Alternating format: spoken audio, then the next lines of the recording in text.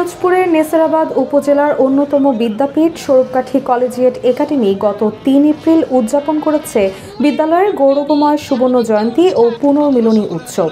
এই ঐতিহাসিক দিনটি একদিকে যেমন প্রতিষ্ঠানের ৫০ বছরের সাফল্যময় পথ চলার সাক্ষী, অন্যদিকে এটি প্রাক্তন ও বর্তমান শিক্ষার্থীদের মধ্যে এক অনন্য মিলন মেলা। ১৯৭৫ সালে প্রতিষ্ঠিত স্বরূপকাঠি কলেজিয়েট একাডেমি শুরু থেকেই শিক্ষার মনোন্নয়নে অগ্রণী ভূমিকা পালন করে আসছে। নানা চড়াই উতরাই পেরিয়ে বর্তমানে এটি এক শক্তিশালী শিক্ষা প্রতিষ্ঠানে রূপ নিয়েছে, যার শিক্ষার্থীরা দেশ বিদেশে বিভিন্ন ক্ষেত্রে কৃতিত্বের স্বাক্ষর রাখছে। দেশ জুড়ে তোলপাড় ওয়ালজ এন্ড ফ্রিজ কিনে আপনিও হয়ে যেতে পারেন মিলেনিয়ার। এদিকে সুবর্ণ জয়ন্তী উপলক্ষে দিনব্যাপী নানা অনুষ্ঠানের আয়োজন করা হয়েছিল। সকালে বিদ্যালয় প্রাঙ্গণে জাতীয় পতাকা উত্তোলন ও কেক কেটে অনুষ্ঠানের শুভ সূচনা করা হয়। পরে বর্ণাঢ্য শোভাযাত্রা, আলোচনা সভা, সাংস্কৃতিক অনুষ্ঠান, স্মৃতিচারণা পর্ব ও পুরস্কার বিতরণী অনুষ্ঠান অনুষ্ঠিত হয়। অনুষ্ঠানে প্রাক্তন শিক্ষার্থীরা তাদের বক্তব্যে একাডেমির গৌরবোজ্জ্বল অতীত স্মরণ করেন এবং ভবিষ্যতের জন্য দিক নির্দেশনামূলক বক্তব্য প্রদান করেন।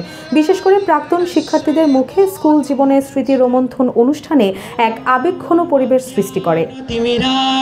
এই সুবর্ণ জয়ন্তী কেবল একটি উৎসব নয়, বরং এটি একটি অনুপ্রেরণার উৎস। ভবিষ্যৎ প্রজন্ম যেন এই ঐতিহ্য বহন করে আরও এগিয়ে যায়, এই কামনায় শেষ হয় দিনব্যাপী এই বর্ণিল অনুষ্ঠান। স্বরূপকাঠি কলেজিয়েট একাডেমির এই দীর্ঘ যাত্রা ও সাফল্যের পেছনে নিরলস পরিশ্রম করে গেছেন শিক্ষক, শিক্ষার্থী, অভিভাবক এবং কমিউনিটির সকল সদস্য। সবাই এত উৎসাহ উদ্দীপনা ভাবে যে অনুষ্ঠানটা আমরা জাঁকজমকপূর্ণভাবে করতে পারবো, এটা আমার আল্লাহ তাআলার কাছে অশেষ শুকরিয়া।